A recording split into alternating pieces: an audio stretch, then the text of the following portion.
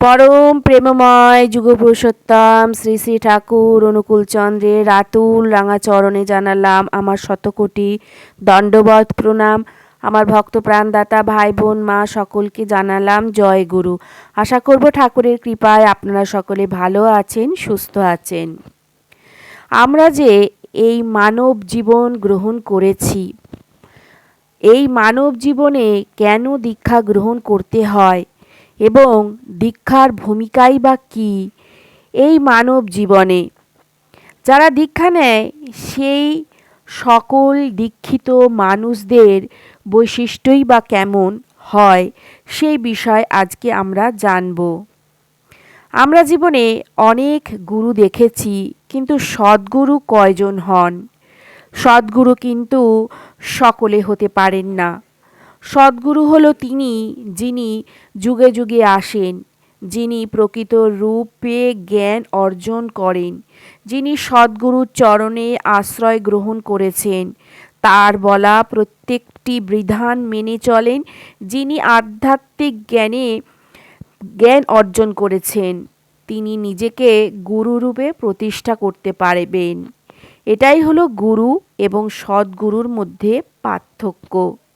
যিনি প্রকৃতরূপে অন্ধকার থেকে আলোর পথে নিয়ে যাবেন তিনিই কিন্তু সদ্গুরু। আগে কিন্তু আমরা কুলগুরুর নাম কিন্তু শুনেছি।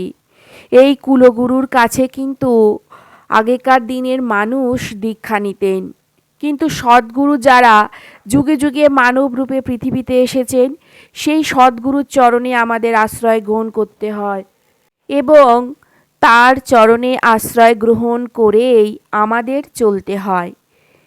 এবার আসা যাক মানব জীবনে দীক্ষার ভূমিকা কী এবং কেনই বা তার দীক্ষা আমরা গ্রহণ করব। পুণ্যপতি গ্রন্থে ঠাকুর ভাববাণীতে বলেছেন সদ্গুরু করতে হয় এবং তাকে ভগবান বলে পূজা করলে সেই পূজাই ঠিক। সদ্গুরুর সারত্ব লাভ হলেই ভগবানের সারত্ব লাভ হয়। যে একবার আমার শরণ নেয় তার কি আর ভাবনা থাকে? একবার আমাকে স্পর্শ করতে পারলে প্রাণে মনে অজ্ঞাত সারে আমি তাকে স্বর্গরাজ্যে তুলে দিই, পরে আমার সারত্ব লাভ করে। এমন অনেক গুরু আছেন যারা ম্যাজিক দেখান। এই ম্যাজিক দেখে তাকে আমরা প্রকৃত রূপে গুরু বলে মনে করতে আরম্ভ করি এবং তাকে পুজো করি। কিন্তু পরমদয়াল শ্রী শ্রী ঠাকুর বললেন, যিনি ম্যাজিক দেখান, যিনি ভেলকি দেখান, তারা কিন্তু প্রকৃত সদ্গুরু নন। সদ্গুরুর ভিতর দিয়ে কিন্তু এইসব ম্যাজিক বের হয় না। ভগবান পাওয়া কি কষ্ট রে? গুরু পাওয়াই কষ্ট। সময় হলেই সদ্গুরু মেলে, সদ্গুরুই ভগবান। দেখ, সদ্গুরু খুঁজতে হয় না, খুঁজতে হয় বিশ্বাস, নাম। যখন আমাতে আমার গুরু হলো তখন আমি সদ্গুরু। কুটস্থ সদ্গুরুর ধ্যান করতে করতে আমাতে লয় হয়, তখন আমাতে মিশে যায়। সদ্গুরুর পোয়া হতে হয়। সদ্গুরুরা নিজের ফল বুঝতে পারেন। সদ্গুরুই অবতার, যে বিশ্বাস না করে তারই ঠকা। ঠাকুর বললেন সদ্গুরু হলেন মুক্ত বেদ, তার পিছে ঘুরো না, তার গায়ে নিজেকে উজাড় করে ঢেলে দাও, তারই হও তুমি সর্বত্রভাবে। তার পায়ে নিজেকে উজাড় করে ঢেলে দাও, তোমার কিছুই ভাবতে হবে না, তোমার যা হবার তা আপনিই হয়ে উঠবে। তাই তো গুরুকরণ আমাদের প্রত্যেককেই করতে লাগে। শুধু ইষ্টকে ধরে চললেই যথেষ্ট নয়, সমস্ত বৃত্তি প্রবৃত্তি এবং সত্তা দিয়ে তাতে অনুরক্ত হতে হবে। অচ্ছুত অনুরাগ চাই। মানুষ যদি ভগবানের বাঁধনে বাঁধা না থাকে তাহলে শয়তানের বাঁধনে বাঁধা পড়বেই পড়বে। 20/12/1941 তারিখে পরমদয়াল শ্রী শ্রী ঠাকুর বললেন, সাধন ভজন নিয়মিত করলে তিনি যে কি তা ধীরে ধীরে ফুটে উঠবে।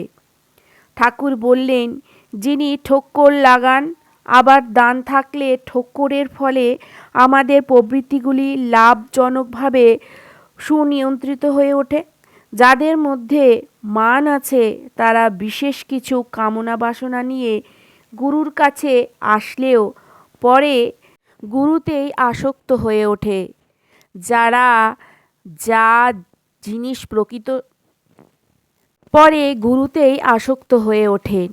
যারা বা যিনি প্রকৃত সদ্গুরু তারা আসেন প্রেমের ঐশ্বর্য নিয়ে, চরিত্রের ঐশ্বর্য নিয়ে, মানুষকে প্রেম ও চরিত্রের ঐশ্বর্যের অধিকারী করে ধন্য করে তুলতে, মানুষকে অজ্ঞ ও দুর্বল রেখে তাদের সামনে নানা রকমের ম্যাজিক, নানা রকমের ভেলকি দেখিয়ে তাদের কাছ থেকে পূজা পাওয়ার লোভ নেই তার। তাদের কাছে তার বিশেষত্ব ধরা পড়ে না, ওতে একটু সূক্ষ্ম দৃষ্টি লাগে। মানুষ নারী বাড়ি টাকা পয়সা নাম কাম পাণ্ডিত্য কত কিছুর জন্যই না পাগল হলো, আসল জিনিসের জন্য পাগল হতে চায় না। তাকে পেলে আর কিছুই পাওয়ার থাকে না। যারা সদ্গুরু গ্রহণ করে খানিকটা সেই পথে চলতে চেষ্টা করেন তাদের একটা মস্ত লাভ হয়। তারা নিজেদের ভুল ত্রুটি কিছু কিছু ধরতে পারেন। মৃত্যুকালে যদি ইষ্টচিন্তা না হয় তবে হাজার জপ তপ করলেও কিন্তু পরবর্তী জীবন উচ্চতর নাও হতে পারে। নামের প্রতি একবার যদি অনুরাগ জন্মায় তাহলে আর ভাবনা নেই। আর এটা তখনই সম্ভব হবে যখনই আমরা সারা জীবন নাম করতে থাকব আর মৃত্যুকালে ইষ্ট নামটাই আগে আসবে। তাই ইষ্টের জন্য ইষ্টকে ভালোবাসতে হয়, কিছুর জন্য ইষ্টকে ভালোবাসতে নেই। গুরুচরণে আমাদের আশ্রয় গ্রহণ করতেই হবে। গুরুচরণে আশ্রয় গ্রহণ করলে যে কাজই করুন না কেন তাতে জয়যুক্ত হবেনই।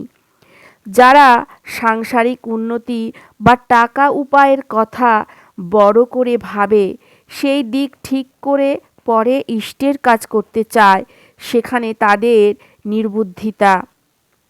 যা কখনো হবার নয় তাই হওয়াতে চায় তারা, তা কি কখনো হয়?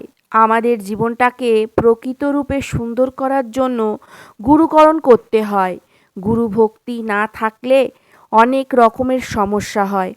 পিতা মাতাকে যখন ভক্তি শ্রদ্ধা করি আমরা প্রত্যেকে সুখ শান্তিতে থাকতে পারি।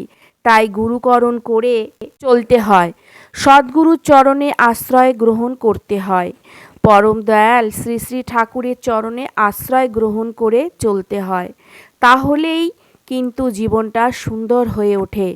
যারা প্রকৃতরূপে তার চরণে আশ্রয় গ্রহণ করেছে তিনি প্রকৃত ভক্ত হবেন। তার মনে কোনো হিংসা থাকবে না, অহংকার থাকবে না, কোনো গুরুকে নিয়ে নিন্দা করার ইচ্ছাটাও থাকবে না। প্রত্যেক গুরুকে শ্রদ্ধা করবেন, ভালোবাসবেন, সকল গুরুকে সমান চোখে দেখবেন, প্রত্যেকের আদর্শকে মাথায় নিয়ে চলার চেষ্টা করবেন। পরম দয়াল শ্রী শ্রী ঠাকুরের প্রত্যেকটি আদেশ মেনে চলবেন। যিনি প্রকৃত ভক্ত তার মনে কোনো রাগ থাকবে না, হিংসা থাকবে না। যাদের মধ্যে এগুলো থাকবে না সে প্রকৃত ভক্ত হয়ে উঠতে পারেননি এখনো। প্রকৃত গুরু তিনি, যিনি অন্ধকার থেকে আলোর পথে আপনাকে নিয়ে যাবেন। যিনি যুগে যুগে মানব রূপে এসেছেন তিনিই হলেন প্রকৃত সদ্গুরু। আর এই প্রকৃত সদ্গুরুর চরণে আশ্রয় গ্রহণ করে আমাদেরকে চলতে হবে, তবেই আমরা আমাদের জীবনকে সুন্দর করে তুলতে পারবো। আজকের ভিডিওটা তাহলে এই পর্যন্তই রইল। আশা করব আজকের ভিডিওটা আপনাদের ভালো লাগবে। যদি ভালো লাগে তাহলে অতি অবশ্যই লাইক করবেন, কমেন্ট করবেন, বেশি বেশি করে শেয়ার করবেন, যাতে আরও 5 জন আমার এই ভিডিওটা শুনতে পারে, আরও আমাদের ঠাকুর সম্বন্ধে জানতে পারে। আর যারা এখনও পর্যন্ত আমার পরিবারের সদস্য হয়ে ওঠেননি তারা আমার চ্যানেলটাকে সাবস্ক্রাইব করে আমার পরিবারের সদস্য হয়ে উঠবেন আশা করব। তাহলে আজকে চলি, কালকে আসছি আরেকটি নতুন ভিডিও নিয়ে। সবাই ভালো থাকবেন, সুস্থ থাকবেন, সাবধানে থাকবেন। আমি সবসময় ঠাকুরের কাছে এই প্রার্থনা করি।